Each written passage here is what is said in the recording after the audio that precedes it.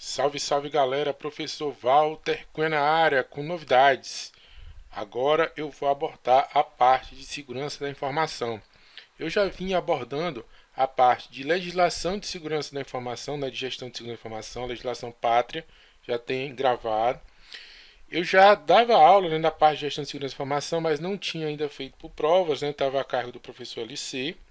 Aí agora eu vou pegar essa parte, principalmente na atualização dos exercícios, como eu estou fazendo agora, e vou avançar também na parte de segurança operacional, tá? Então, a minha primeira abordagem, meu primeiro curso, vai ser a revisão, né, de todas as questões por banca, né, de 2020. Vou começar pelo CESP, que é a mais representativa nos dias de hoje, tá? Então, essa primeira parte, que eu chamei de miscelânea, são questões que não se enquadravam, né, nas outras classificações ou que sobraram, tá? Então, eu fiz esse conjuntinho aqui, vou começar por ela, depois eu passo para a gestão de segurança, depois eu passo para a parte de segurança operacional, tá bom? A ideia é ter um espectro aí de em torno de 100 questões, tudo de 2020, tá bom? Beleza? Então tá aí, né, os meus links, tá? Os outros cursos que eu tenho no Prova de TI, o canal que eu tenho no Telegram, tá? E outros links que você pode ver meu currículo e etc, tá? E o bonitão das tapiocas. Então vamos lá, pessoal. Questão número 1. CESP TJPA 2020. Praticamente em 2020 a gente teve concurso do Ministério da Economia e o do TJPA na parte de CESP. Porém, eles trouxeram muitas, mas muitas questões de segurança, tá? Segurança e lato senso, né? Gestão, legislação e segurança operacional. Então vamos lá. O efeito da incerteza sobre os objetivos consiste em A. Ameaça. B. Vulnerabilidade. C. Consequência. D. Risco. E. Probabilidade. Você que é um cara que estuda muito segurança operacional, né, pode não estar familiarizado com esse tipo de denominação, porque ela é uma denominação que vem, né, dos frames, tá, de gestão de segurança. E a gente está falando desde o COS, né, da ISO 31000, etc. Tá bom? Daí, que foram importados também pela legislação pátria. Então, quem trabalha mais nessa parte de gestão de segurança já sabe, né, que o efeito da incerteza sobre os objetivos se chama risco. Essa é a definição de risco para esses frames, né, de caráter, inclusive negocial, que é um pouco diferente, né, do que a gente trata na parte de gestão de segurança da informação. Guardam o mesmo radical ali, né, a mesma raiz, tá? Mas essa definição é típica dessa parte de gestão de segurança da informação. Risco é o efeito da incerteza sobre os objetivos. Lembrando que nessa concepção, risco não tem, né, a concepção negativa ou positiva, ela pode ser qualquer um dos dois, porque ele é um evento, tá? E aí o que você faz com esse evento é o que vai determinar, né, essa conotação negativa ou positiva, beleza? Então vamos ver o que eu comentei aqui, tá? Tá lá, ó, puxei da ISO 31000. Risco é o efeito da incerteza nos objetivos. ISO 31000 é uma ISO geral, pessoal, de risco. Ela se comunica, tá, com a família 27000, né, e com a família 22000 lá de gestão de continuidade de negócio, mas ela aborda risco de uma forma geral, risco negocial, tá? Bem que gestão de continuidade de negócio também é negocial. A parte 27000 é que é para tecnologia da informação. Vocês têm que estar ligados nessas coisas, tá? Não aprofundadamente, né? Mas essas dicas ajudam na hora da prova. Então, outras definições aqui, ó. 2.18. Consequência. O que é uma consequência? É o resultado de um evento, que seria um evento de risco, né? Que afeta os objetivos. Então, se vai acontecer algum risco, esse risco, uma vez materializado, ele vai gerar um tipo de consequência, tá? Um efeito, beleza? 2.19, probabilidade, likelihood, né, do inglês. Chance de algo acontecer. Então o risco ele é composto, você sabe disso, né, por probabilidade versus o impacto, que seria no caso a consequência, né? A consequência também é chamado de um efeito, né, ou impacto, tá? Essa denominação, né, essa equação de risco mais simples, né, probabilidade versus impacto, ela está em todo canto, né, está lá no PMBOK, né, então isso daí é a parte mais simples que a gente usa, inclusive, para fazer as matrizes, né, ou os diagramas de calor, tá, é a probabilidade. Vulnerabilidade, fragilidade de um ativo ou grupo de ativos que pode ser explorada por uma ou mais ameaças. Eu tive que caçar, tá, pessoal, essas definições, né? Porque vulnerabilidade ela tá meio espalhada, você não consegue achá-la com bastante facilidade. Mas eu achei essa definição aqui que ela é muito pertinente. Ó. Fragilidade de um ativo ou grupo de ativos que pode ser explorada por uma ou mais ameaças. Então, vulnerabilidade é uma característica intrínseca, né, do ativo. Tá? Então eu posso estar vulnerável, né? A gente está aqui gravando na época de pandemia, né? Se eu tiver algum tipo de comorbidade, né, uma idade bastante avançada, que não é uma vulnerabilidade minha, que pode ser explorada pela ameaça, que no caso seria, né, o vírus, né, corona, tá bom? E o que é a ameaça? Causa potencial de um incidente indesejado, que pode resultar em dano para um sistema ou organização. Então a ameaça já tem aí a conotação bem negativa, né? Ela vai atuar de forma negativa. No caso, a ameaça, né, seria aí o próprio vírus, tá? O Covid, tá bom? Então isso aí já é uma ameaça. Aqui tem os principais, né, conceitos dessa parte de risco, tá? E aí eles vão além da questão, mas nos ajudam aí, né, a resolver a questão. Vamos bater agora com o gabarito oficial. Tá lá, resposta D, tá? Gabarito oficial de risco, beleza? Questão número 2. CESP. Risco é o efeito da incerteza nos objetivos. Já vimos. Sendo normalmente expresso em termos de fonte de risco, eventos potenciais, suas consequências e suas probabilidades. Veja que na equação, de fato, ela está lá, probabilidade versus impacto, que no caso aqui a gente viu que é a consequência. Tudo bem. Mas existe uma redação do risco, né? Eu tenho como colocar aquilo risco numa frase. E quando eu coloco isso numa frase, aí vem sim outros fatores, como eventos potenciais, fonte de risco e etc. Tá? Então, para mim, essa questão aqui ela está correta.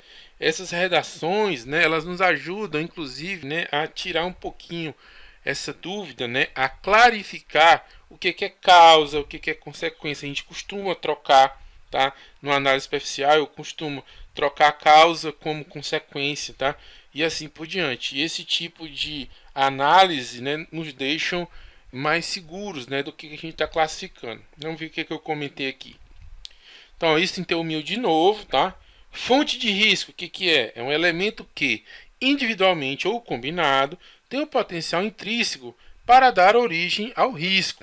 Né? Uma fonte de risco pode ser tangível ou intangível. Então é algo, né, que pode dar origem. Então, vamos lá, vou chutar aqui, né? Tá tendo uma tempestade, pessoal.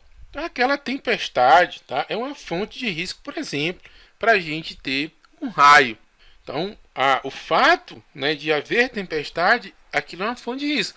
Porque em céu limpo, né, nas condições normais de temperatura e pressão, até onde a gente conhece, né, do nosso ambiente natural, pode ter alguma exceção aí, né, pelo mundo, mas não vai haver raio, né, num céu limpo.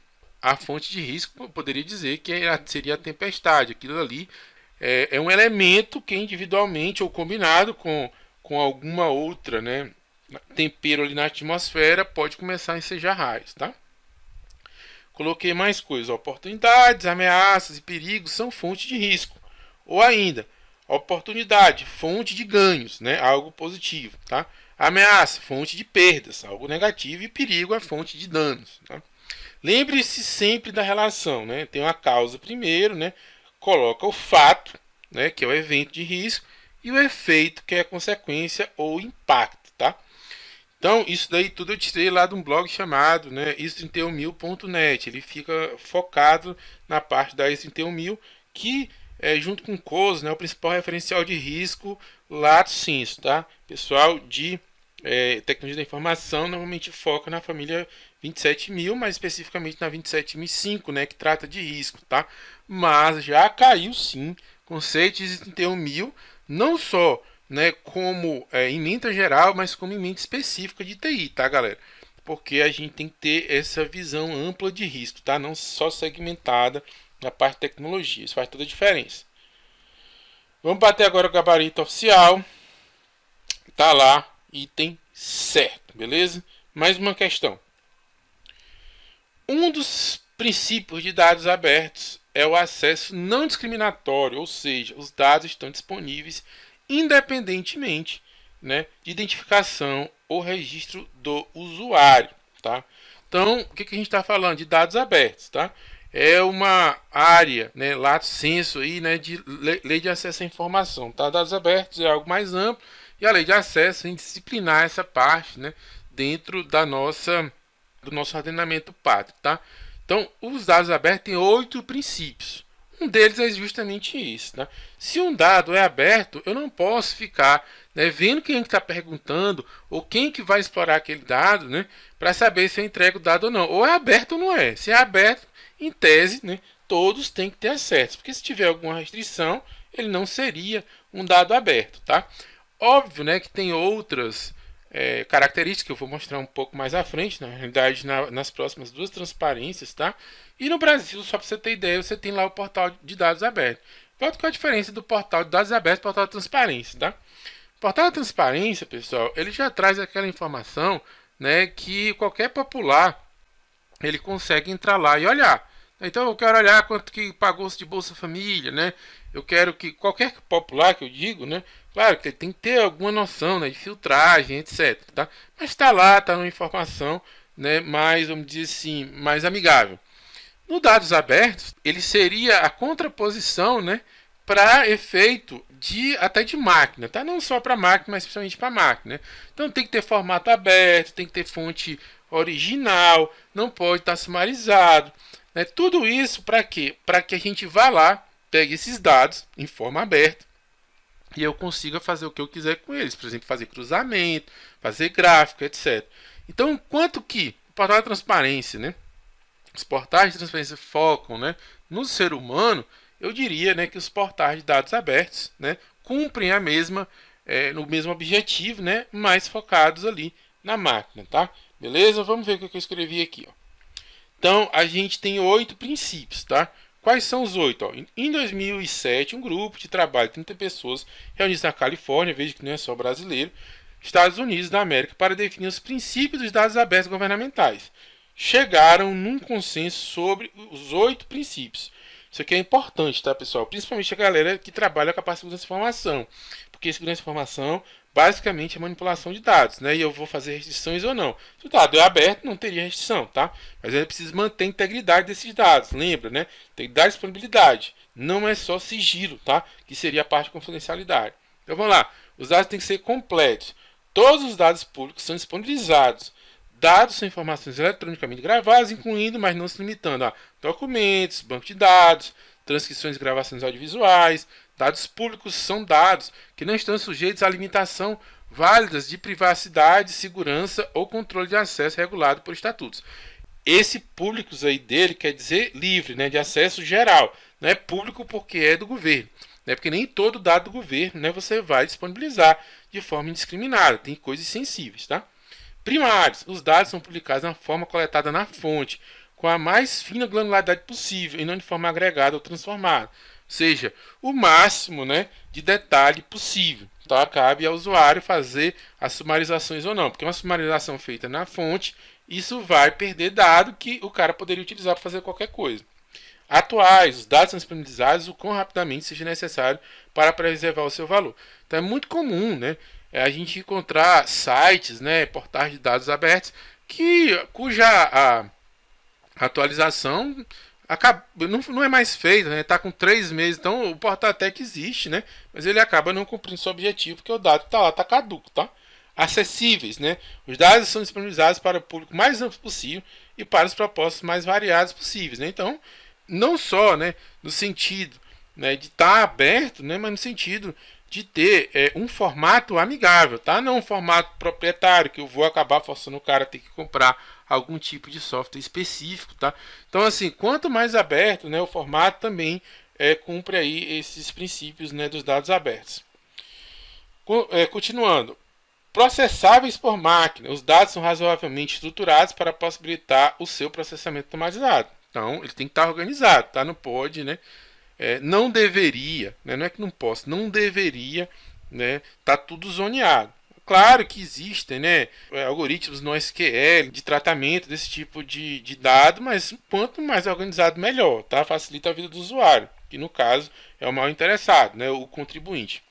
Acesso não discriminatório, que é o foco da questão, os dados estão disponíveis a todos, sem que seja necessário identificação e registro. Por quê? Porque se eu identificar, em tese eu poderia, né, controlando o que o cara vai acessar. Não, já tive até uma experiência horrível em relação a isso, tá? A galera tava pirateando o meu site, colocando num desses sites de venda. E aí, quando eu denunciei, quando eu entrava, ele dizia que o produto estava fora. Mas quando outra pessoa entrava, ele deixava o produto no ar. Ou seja, o próprio site, né, colaborando com essa parte de pirataria. Como é que eu soube? Entrei com outro usuário e vi lá que o produto ele permanecia ativo para outros. Mas eu, quando entrar com o meu usuário que havia denunciado, ou seja, o denunciante virou vítima, né? Então, não pode ter acesso discriminatório, tá? E a discriminação parte da própria identificação. Agora, óbvio que tem questões aí, né? Dependendo da situação, é necessário que a pessoa se identifique, tá? Até para que você possa depois devolver algum tipo de resposta específica para ela, mas em tese que essa identificação não servisse, né, para filtragem, que é muito difícil, né? Às vezes é melhor simplesmente não identificar, tá? Formatos não proprietários, a gente falou sobre isso, né? Os dados estão disponíveis em um formato sobre o qual nenhum ente tenha controle exclusivo, ou seja, você vai colocar num formato, evita colocar só no formato da Microsoft, né? Formato ODT, né? Algum tipo de formato aberto, né? Que vários softwares possam ler aquele formato, tá? Licenças livres, né? Os dados não estão sujeitos a restrições por regulação de direito, autorais, marcas, patentes ou segredo industrial. Restrições razoáveis de privacidade, segurança e controle de acesso podem ser permitidas na forma regulada por estatutos. Então esses aqui são os 8. Cuidado com esse último, né? Porque não é livre geral. Veja o segundo período, né? Que ele aceita restrições desde que razoáveis, tá? Lembrando que a gente está falando de dados governamentais, né? Cujo titular do poder governamental é o próprio povo. Então todo mundo, de fato, deveria ter acesso na maioria desses dados, beleza? Vamos bater agora o gabarito oficial. Tá lá, tá correta, porque não pode ser discriminatório, como a gente falou, beleza? Então, pessoal, a gente vai ficar por aqui nesse bloco, para não se estender muito, tá? A gente volta no próximo bloco com mais as questões de miscelânea, beleza? Um abraço, até mais.